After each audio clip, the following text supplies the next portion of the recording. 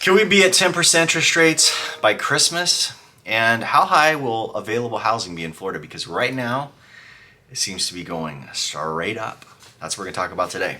Hey friends, Jared Jones. Just want to pull up a couple articles that are on top of the news right now. Number one is that the Fed is still scaring the market that, and a lot of the economist market players are saying that we might be seeing interest rates on the next Fed meeting go up by 100 basis points. This is an article that came out, Yahoo Finance, reporting that we're seeing much higher inflation numbers, that basically everything the Fed's been doing has fallen short of actually tampering inflation. And so that because of that, 50 and 75 basis point adjustments are not enough. They're thinking that this might even go higher. If you recall in history, earlier this year when the Fed started to put 50 basis point adjustments into the economy, interest rates went up 3-4% range, higher than the 30-year fix used to be. So obviously we're already seeing headlines that are showing signs of a shifting market based on the fact that home buyers that are using mortgages are just absolutely being destroyed by rising interest rates.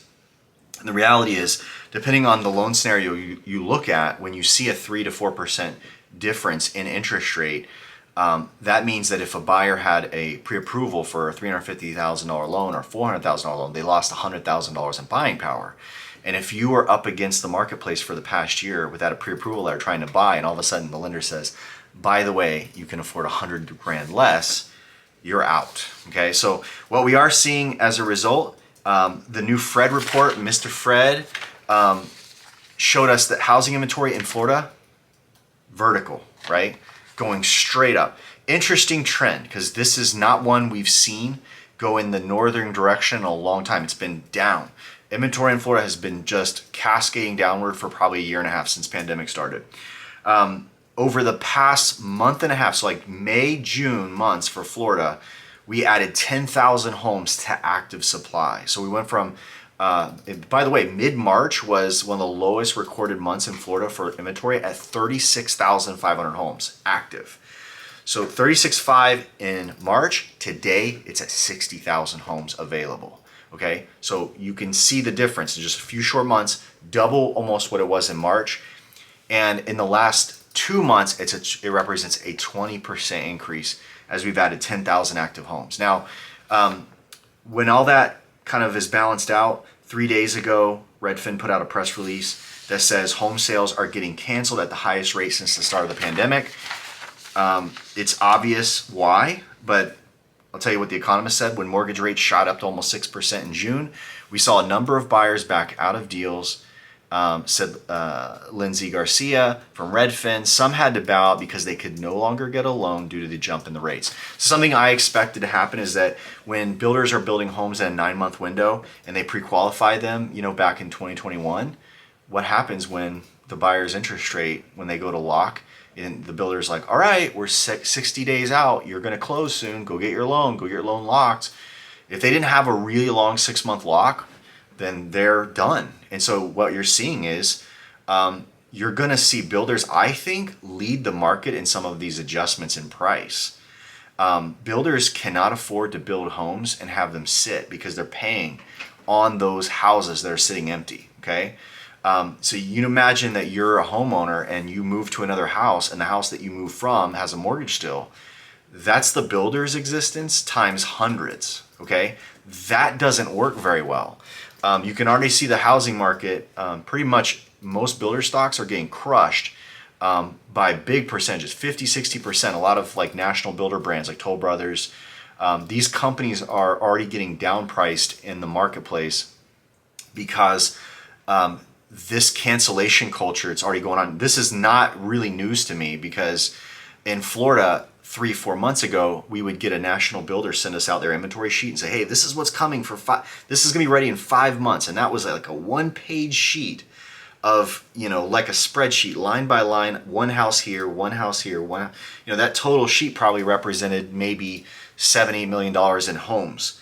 Now it's 6 pages from the same company, for this part of Orlando, this side of town represents a few counties, 6 pages deep, because all these builders had buyers that just checked out.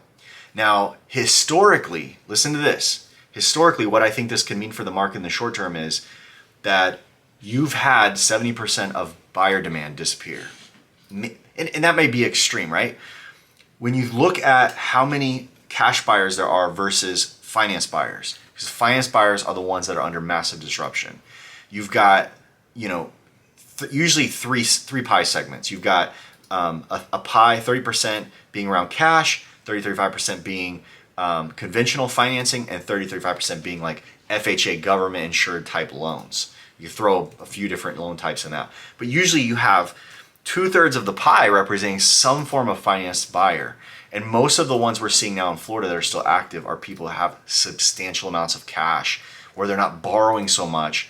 So that's the problem. So, we're seeing people really backing away from the market. I think there's a lot of people that are optimistic that prices are going to correct. I can see that piece of the market. I can see and understand it.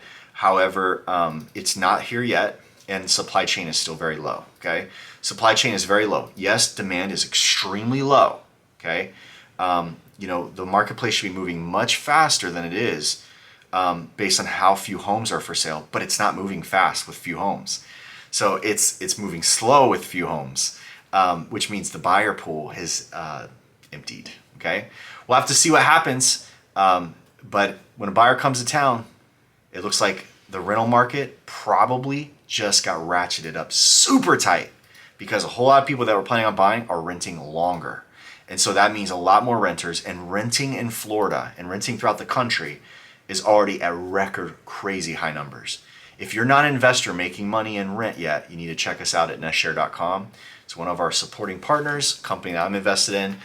Great way. And by the way, we're flipping houses still too. Very hard to do with low inventory supply. But if you are looking to make money in investments in Florida, I'm a real estate broker, but an investment kind of specialty in the marketplace here. So reach out to us if we can help you in that process, and we'll be in touch. Thanks for watching. Give this video a like, subscribe to the channel for more content on what's happening in the Florida markets particularly, but also throughout the country in the residential housing market. We'll talk to you real soon.